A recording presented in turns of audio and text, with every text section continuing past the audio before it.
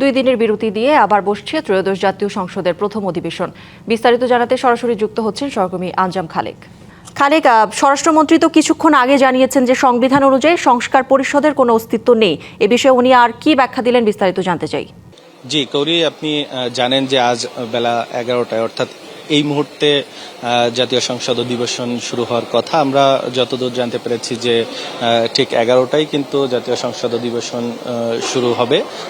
কিছুক্ষণ আগেই স্বরাষ্ট্রমন্ত্রী সালাউদ্দিন আহমেদ যেহেতু আমাদের সঙ্গে কথা বলে গেলেন, তার অর্থাৎ কিছুক্ষণের মধ্যেই শুরু হয়ে যাবে সংসদ অধিবেশন, আমরা এমনটি জানতে পেরেছি। সংসদ অধিবেশনের আগে কিন্তু সালাউদ্দিন আহমেদ আমাদেরকে বলেছেন যে আসলে সংবিধান অনুযায়ী এই সংস্কার পরিষদের অস্তিত্ব নেই। এছাড়াও কিন্তু তিনি আমাদেরকে জানিয়েছেন যে রাষ্ট্রপতি জাতীয় সংসদের অধিবেশন আহ্বান করেছেন, সংবিধান সংস্কার পরিষদের না। অর্থাৎ কিছুক্ষণ সকাল থেকেই কিন্তু এই যে সংবিধান সংস্কার পরিষদ নিয়ে ব্যাপক আলোচনা চলছিল, সেই আলোচনার প্রেক্ষিতেই কিন্তু স্বরাষ্ট্রমন্ত্রী এমন মন্তব্য করেছেন এবং স্বরাষ্ট্রমন্ত্রী কিন্তু জানিয়েছেন যে এই বিষয়টি কিন্তু এখনো উচ্চ আদালতে বিচারাধীন রয়েছেন।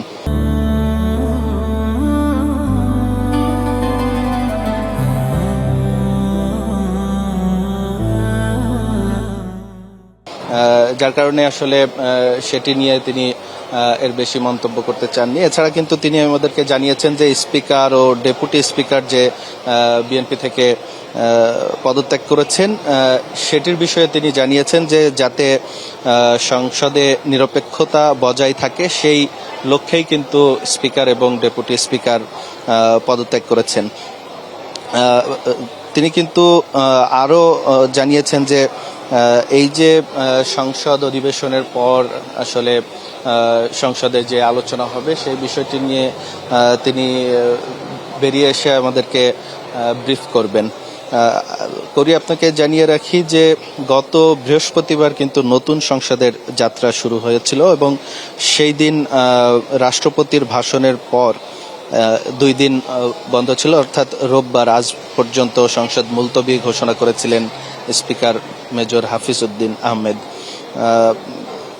আরেকটি বিষয় জানিয়ে রাখি যে আজ কিন্তু জাতীয় সংসদে যে বিষয়গুলো নিয়ে আলোচনার কথা রয়েছে সেটি হচ্ছে প্রশ্ন এবং জিজ্ঞাসা উত্তর পর্ব রয়েছে। মন্ত্রিপরিষদ বিভাগ, বিজ্ঞান ও প্রযুক্তি মন্ত্রণালয় সহ বেশ কয়েকটি মন্ত্রণালয়ের যেই প্রশ্ন এবং জিজ্ঞাসা উত্তর পর্ব রয়েছে সেগুলো কিন্তু নিয়ে আলোচনা হবে। এছাড়া জরুরি জনগুরুত্ব সম্পন্ন বিষয়ও কিন্তু মনোযোগ আকর্ষণের আওতায় নোটিশ সংগ্রহ কিন্তু নিষ্পত্তি হবে।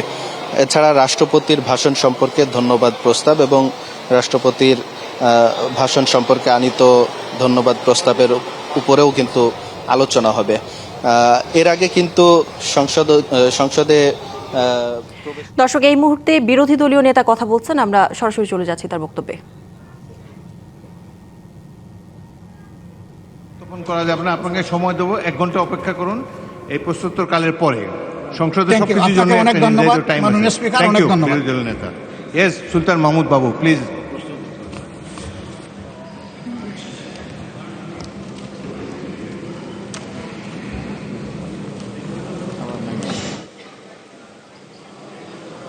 সুলতান মাহমুদ বাবু নাই, আপনি কি প্রশ্ন উত্থাপন করতে চান? আরেকজন সদস্য করুক, আপনি তো চিফ হুইপ। সুলতান মাহমুদ বাবুর পক্ষে অন্য কেউ তারকা চিহ্নিত প্রশ্ন 1 উত্থাপন করতে পারেন? জি, আপনি প্রশ্ন উত্থাপন করতে চান? না, প্রশ্ন উত্থাপন করতে চাই না। বিষয়টা এরকমের, মাননীয় স্পিকার, প্রথম প্রশ্ন উত্তর পর্ব হয় সাধারণত যেটা হাউজে হয়, তারপরে 71 বিধি হলে তারপরে এই বিষয়ে সংক্রান্ত বিষয়ে যদি মাননীয় বিরোধী দলের নেতাকে আপনি সময় দেন তখন তিনি আলোচনা করবেন। Please leave that to me, I will give him the right time. দ্বিতীয় হলো, প্রশ্ন কে উত্থাপন করবেন? মাননীয় সদস্যবৃন্দ, জি উত্থাপন করুন। আপনার নামটা বলে নেবেন আগে।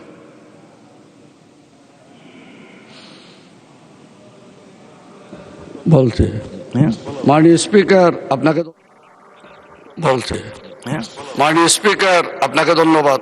আমি আলমগীর মোহাম্মদ মাহফুজুল্লাহ ফরিদ, 295 কক্সবাজার 2। আমি জনাব এই সুলতান মাহমুদ বাবুর পক্ষে 139 জামালপুর 2 এর পক্ষে গৃহায়ন ও গণপূর্ত মন্ত্রী মহোদয় অনুগ্রহ করিয়া বলিবেন কি ইসলামপুর উপজেলায় সরকারি আবাসন সুবিধা সম্প্রসারণ ও নিম্ন আয়ের মানুষের জন্য সাশ্রয়ী বাসস্থান নির্মাণ প্রকল্প গ্রহণের কোনো পরিকল্পনা আছে কিনা, থাকিলে তাহা কি?